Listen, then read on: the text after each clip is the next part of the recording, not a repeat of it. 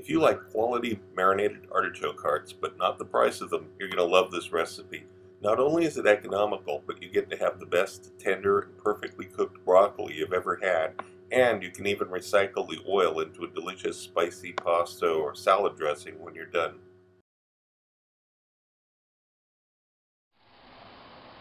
Most people, when they cut up broccoli, they tend to cut it way back here and leave this long stem on, mostly because they don't want to waste the broccoli.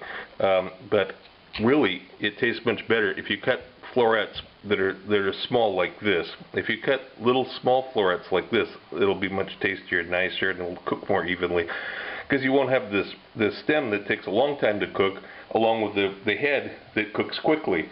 When you go to steam this or boil this, this will cook all at the same time. If you leave a big long stem on here, then you got a choice. You're either going to have a mushy head or you're going to have a raw stem. It doesn't work. So this is the way to cut broccoli, like this. Now, of course, this leaves you with big stems.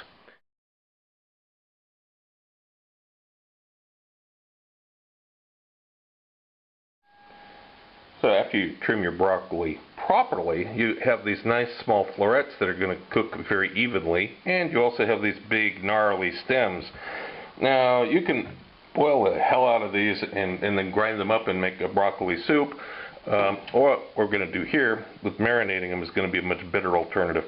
The next step here, though, is that these are going to need a little bit of peeling. And take the very outside part off. You could use a harp peeler too if you're more comfortable doing that.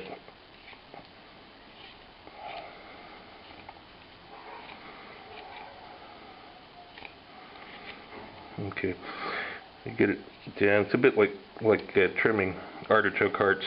Now, when you get it down to here, now we can cut it up into manageable pieces that we can marinate. Just to show you, this is what I peeled off of these pieces. You know, in a restaurant, this would get boiled up and used for staff food. It would become part of the vegetable in some staff dish. At home, really, you just toss this. It's okay. But this is what you want to see. They're relatively clean. I haven't made them pristine, but that's okay, because if there's a little leaf or something, you can pick that off.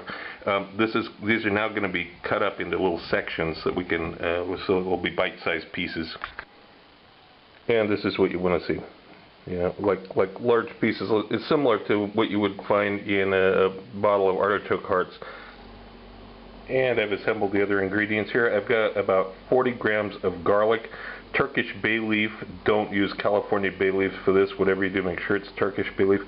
About 40 milliliters of red wine vinegar, a tablespoon of salt, about 2 teaspoons of crushed red pepper flakes, fair amount, a couple big sprigs, maybe 3 of oregano, about, you know, small handful of thyme. The lemon we add later, but make sure that you have it on hand, and some olive oil. And the garlic cloves, you can cut them in half if you want. I'm just going to leave them whole. I've got some of the broccoli in there. I'm putting the herbs and the bay leaf in. Where's the bay leaf? Here it is. And now I'm going to do is put some more of the broccoli over the top to make sure that the herbs don't float up to the top. Now, again, adding the other ingredients here.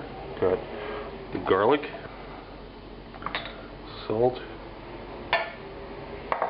crushed red pepper flakes. Don't worry about spraying it out too much, because as soon as it starts cooking, it's all going to even out anyway. Now I've got half liter, 500 milliliter bottle of olive oil here, Italian olive oil, extra virgin. I'm going to add the entire bottle to this.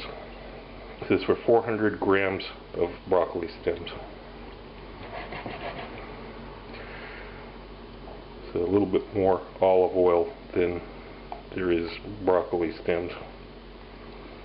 400 grams of broccoli stems, 500 grams of oil basically. But you'll see this isn't quite enough to actually cover it.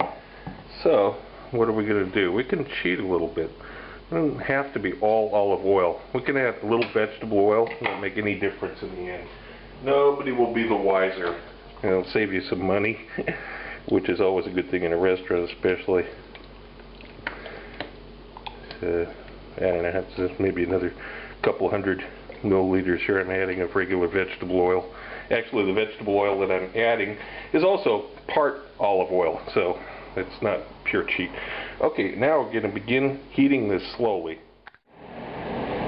Now, heating it on a medium heat, number 5 out of 1 to 10, we get up to where it's crossed 150 degrees Fahrenheit, about 74 Celsius. Now, I'm going to put a cover on it and turn the heat down further to about 1.5, 2, very, very low. Not off, don't turn it off, but keep it at about 1.5. Check it every once in a while. Check the thermometer with the thermometer, make sure it's not too hot. After that hour's up, we increased the temperature and brought it up to an actual boil. I'm just checking it here. Yeah, it's at about 100 degrees Celsius, 210 or so Fahrenheit. Now I've turned the heat off now that it's reached this point. I'm adding the lemon zest and the lemon juice. Now I'm putting the lid back on. There's no heat on it. It's just going to be allowed to stand at room temperature. Cool down to room temperature before we proceed.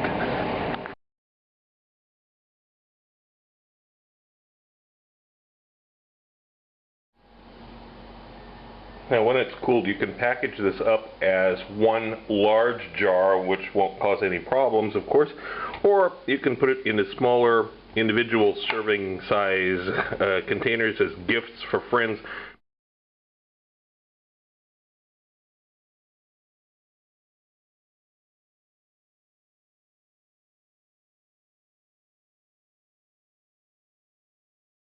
The second volume of my cookbook is now available through Amazon and other booksellers. It covers the YouTube recipes from the last 8 months with more in-depth information.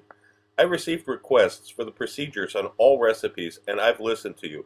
Every recipe has step-by-step directions, and of course there are recipes that aren't on YouTube. But this is not just a recipe book. Far from it, as you can see from some of the topics scrolling by here.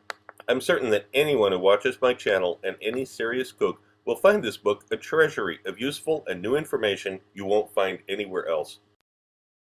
If you want to know more about my adventures as a chef around the world and have some great laughs along the way, be sure to check out the video tour of my book, 40 Years in One Night. It's up on YouTube right now. Click the link. Also look for my cocktail book, Cocktails of the South Pacific and Beyond, Advanced Mixology, available through Amazon online.